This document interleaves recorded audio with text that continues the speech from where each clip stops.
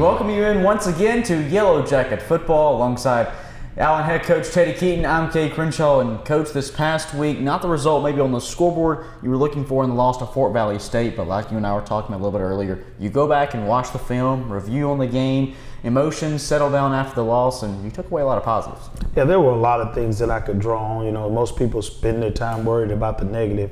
I wanted to pull what was good out of it. We had a lot of explosive plays on offense.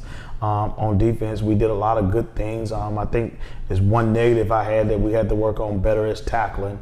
I felt that we didn't tackle well, but other than that, I thought we played really well with a top three, team in the league. Up until 3 minutes was left in the third quarter, we were battling neck and neck. It was 20-26. We went into halftime. We had some big plays. We had some explosive plays. We made some, blocked some kicks and, did some different things that I was happy with. I think one of the early parts of the game that you can take away positive with is the confidence that your defense gained early on. You stopped Fort Valley State 3 times at the 1 yard line, stopped them from scoring, and then forced the turnover on downs. What can a series like that just boost this team's confidence down the stretch? I think that was huge. I mean, they got a great running game, great offensive line, nice size. I mean, I think everybody's still talking about the fact that we were able to stop them on the one. Most people can for sure that be a touchdown. I was very happy for my team. I think my team was happy for my team. We just got to learn to put 4 quarters together and do that. Expect that to happen all the time, and just do the right things when we need to. We got to learn to play with a level of focus and consistency for 60 minutes. And that's something that's not happening. We have not been able to put that together, but I can see resemblance of a really good football team coming together here in Columbia, South Carolina. A couple last notes on last week. Let's go through players of the week in the Fort Valley State game. First, offensively. Offensively, hands down, Jamal Jones. I mean, he was very tremendous. He's very active. I'm super proud of his play. I thought he executed well. He came ready to play football Saturday. We talked about Jaden Horace early on in the season, really taking reign of that receiving corps, and now Jamal is stepping up as well. How big of an impact can that be, knowing you have 2 guys on the field that can both be big possession guys? I think the sleeper on that one is 1-2. Ruffin he creates pressure on the outside. Jaden creates pressure on the outside. And this week we were able to get some one-on-one coverage in the slots with Jamal. I think all 3 of them play a role in making that receiving core a dynamic receiving core. And I think that's helping the quarterback out. Bo in the backfield is another problem that you got to deal with. And now we got Burley back, who's been out for 2 weeks. We get him back, and now that puts you got a 3-man punch in the backfield with Bo, Burley, and Corinthians. That's 3 people that can get it done and out the receiving core. That's a lot for a defense to defend, and I think that gives anybody a pretty good day at the office if they can, figure out a way to cover all that. That's a lot of dangerous names and weapons on the field for sure. Defensively, though, who stood out to you this past week? But hands down, Daquan Brown, we moved him from safety and put him at corner, and he played well there, and I think he deserves the hat goes off to him. Daquan is a guy who's like a blue-collar worker. He comes with his hard hat every day, and he's confident, and he believes that nobody's going to beat him. When they thought Nelson was going to play, he's their top receiver at Fort Valley. He kept asking, let me cover him. I want him. That's my guy this week. And I think he held up to his own, and my hat goes off to him. When we talk about the special teams group on your squad, it's not going to be a kicker. You don't have a field goal kicker. You're always going to go for 2 points and things like that. And you've got a backup linebacker handling your kickoff duties in Corey King. But the way your special teams group always performs, it's always through the roof. You're blocking punts, you're blocking kicks, you're blocking PATs. You did that a couple times on Saturday. Who's your special teams player of the week? Julius Pierce. He came up with a big block. We contemplated Jeff Felton in this because he came up with a huge block before halftime right there that stopped them up. And like I said, they're playing for a guy with no kicker. We've been doing pretty good.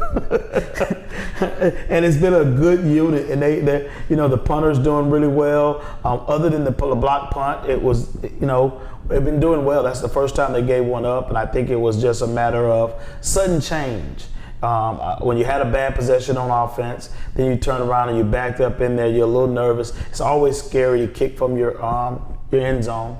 And then I think they just didn't hold on to the block long enough to give him time to get the ball out of there. But that's all correctable. And like I say, I'm proud of the units as a whole. This week we move on to Central State, and you guys will pack up and hit the road for a little stretch after spending some time at home. We talk about Central State as a group. First, let's focus in on the film. What are they going to present you? They're going to challenge. They're bigger guys. They're guys that's been established in this, this conference for a minute here. The record doesn't indicate how good they still playing. They got, good players and they making plays in certain areas. I think the biggest challenge for us to overcome is first the long trip. The second thing we got to overcome is homecoming for them. The third thing we're going to have to overcome, they got a new stadium. They got a nice facility they just got built, and it's going to be their first time playing on it. So they're going to be real high. They're going to be ready to play, and they're hungry for a win. So we got to come in and we got to be focused, and we got to focus on the things that we're going to do. And this is the first time the kids going to stay in a hotel this year. So they're going to be traveling. They're going to get out the road, handling their business. We got to make sure that we keep them focused and remain focused on the things that we can control and go out and be able to take advantage. And we got to get on top of them fast, because if we allow them to stick around, they're going to have a lot of high energies to be able to prove in front of their alumni and everybody, the stakeholders, that they're a team that's worthy of having the amenities that they have, been blessed with. As you guys try to play spoiler this week for that brand new stadium that Central State has, and by the way, it's an absolutely beautiful facility.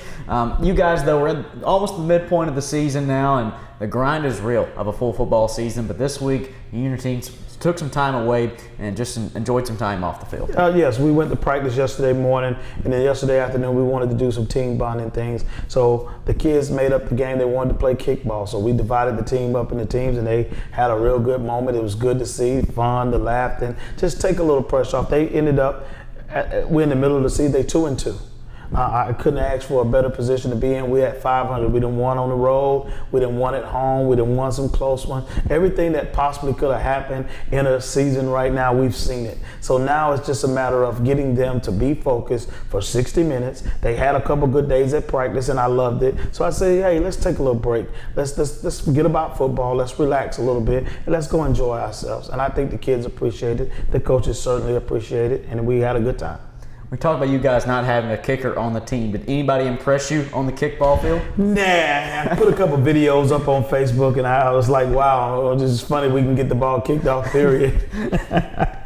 Well, Coach, I know you're excited for this upcoming Saturday's matchup on the road at Central State. Final one for you, injury report. How's it look like before you hit the road? We got a couple guys that are a little banged up. Jeremiah Bozeman won't be traveling with us this week. We're gonna rest him. It's not that he's out for the year. Shamar Nelson, we won't travel him either. We're gonna let him rest up a little bit. He's a little banged up.